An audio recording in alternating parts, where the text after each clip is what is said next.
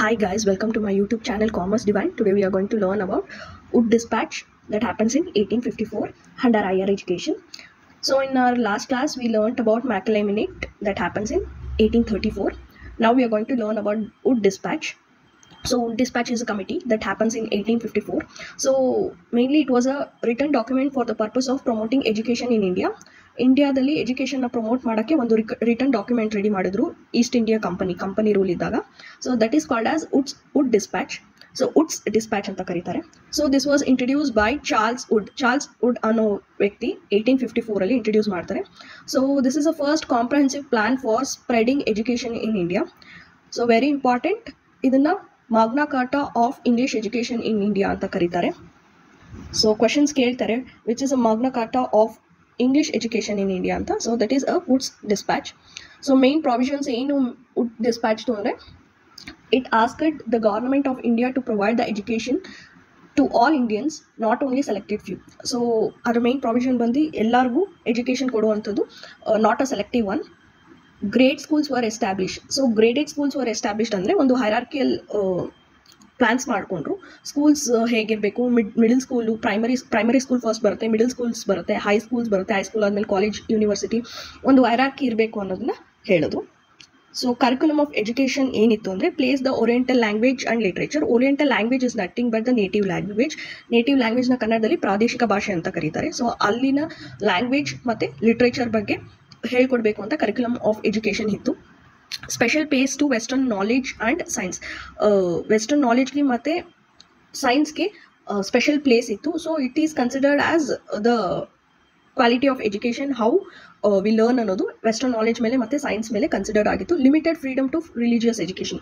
So before East India Company ನಮಗೆ ಬರೋದಕ್ಕಿಂತ ಮುಂಚೆ we have a religious education wider ರೇಂಜ್ಗೆ ಸ್ಪ್ರೆಡ್ ಆಗಿತ್ತು. But after the arrival of East Indian company rule ಇದ್ದಾಗ they give a limited freedom to the religious education. So medium of education ಬಂದು native language, ಹಾಗೆ ಹೇಳಿದಾಗೆ ಪ್ರಾದೇಶಿಕ ಭಾಷೆ, ಮತ್ತು English ಮೀಡಿಯಮಲ್ಲಿ ಮಕ್ಕಳಿಗೆ ಹೇಳ್ಕೊಡ್ಬೇಕು, ದಟ್ ಫ್ರಮ್ ಪ್ರೈಮರಿ ಸ್ಕೂಲ್ ಅಂತ ಹೇಳಿದ್ರು. ಬಟ್ ಹೈಯರ್ ಎಜುಕೇಷನಲ್ಲಿ ಇಂಗ್ಲೀಷ್ನ ಕಂಪಲ್ಸರಿಯಾಗಿ ಹೇಳ್ಕೊಡ್ಬೇಕು ಅಂತ ಹೇಳಿದ್ರು.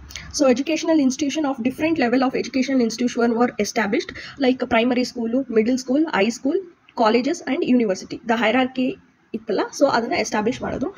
ಸೊ ವೆರಿ ಮೋಸ್ಟ್ ಇಂಪಾರ್ಟೆಂಟ್ ಅಂದರೆ establishment of vocational school. Vocational is nothing but skill, particular skill, ಅದ್ರ ಮೇಲೆ vocational, that is called as vocational schools establishment ಆಯಿತು. ಹಾಗೆ ಎಸ್ಟಾಬ್ಲಿಷ್ಮೆಂಟ್ ಆಫ್ ಯೂನಿವರ್ಸಿಟೀಸ್ ಕೂಡ ಆಯಿತು.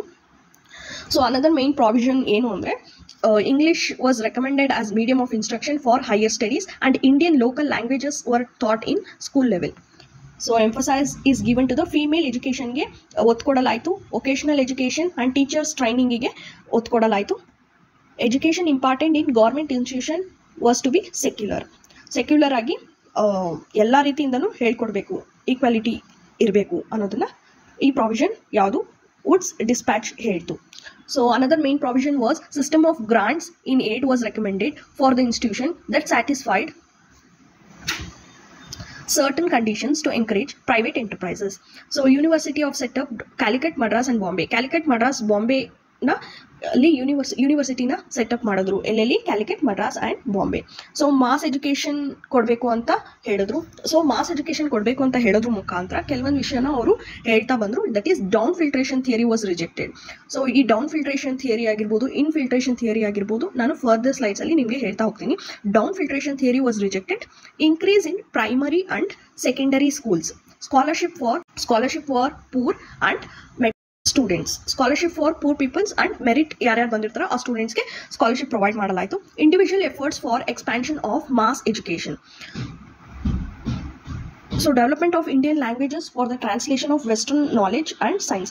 So development of Indian language, ಇಲ್ಲಿನ native ಲ್ಯಾಂಗ್ವೇಜ್ನ ಅವರು develop ಮಾಡೋಕ್ಕೆ ಸ್ಟಾರ್ಟ್ ಮಾಡಿದ್ರು. ಯಾಕೆ ಅಂದರೆ ವೆಸ್ಟರ್ನ್ ನಾಲೆಜ್ ಆ್ಯಂಡ್ ಸೈನ್ಸ್ ಏನಿದೆ ಅದನ್ನು ನಮ್ಮ ಭಾಷೆಗೆ ಭಾಷಾಂತರ ಮಾಡೋದ್ರ ಮೂಲಕ ಇಲ್ಲಿ ಆ ವಿಚಾರಗಳನ್ನ ತಿಳಿಸೋಕೆ ಅನುಕೂಲ ಆಗುತ್ತೆ ಅಂತ ನಮ್ಮ ಲ್ಯಾಂಗ್ವೇಜ್ನ ಡೆವಲಪ್ ಮಾಡಿದ್ರು. ಸೊ ಯಾವ್ಯಾವ ಅದರ್ ಎಜುಕೇಷನ್ ಮೇಲೆ ಸ್ಟ್ರೆಸ್ ಕೊಟ್ಟರು ಅಂದರೆ, women education of Muslims, vocational education, teachers education and religious education. So ಏನು ಮೆರಿಟ್ಸ್ ಅಂದರೆ responsibility of education on government. Entire ರೆಸ್ಪಾನ್ಸಿಬಿಲಿಟಿನ ಗೌರ್ಮೆಂಟ್ ತಗೊಬೇಕು to educate the people. Establishment of departments of education. Departments of education is nothing but school ಲೆವೆಲಲ್ಲಿ ಇರುತ್ತಲ್ಲ ಅದಕ್ಕೆ department separate, middle level school ಇರುತ್ತಲ್ಲ ಅದಕ್ಕೆ department different separate ಇರುತ್ತೆ. So higher level schooling ಏನಿರುತ್ತಲ್ಲ ಅದಕ್ಕೆ different departments. So hierarchy ಹಿಂಗೆ create ಆಗ್ತಾ ಹೋಗ್ತು, ಹಾಗೆ ಡಿಪಾರ್ಟ್ಮೆಂಟ್ ಆಫ್ ಎಜುಕೇಷನ್ ಕೂಡ ಎಸ್ಟಾಬ್ಲಿಷ್ಮೆಂಟ್ ಆಗ್ತಾ ಹೋಯಿತು.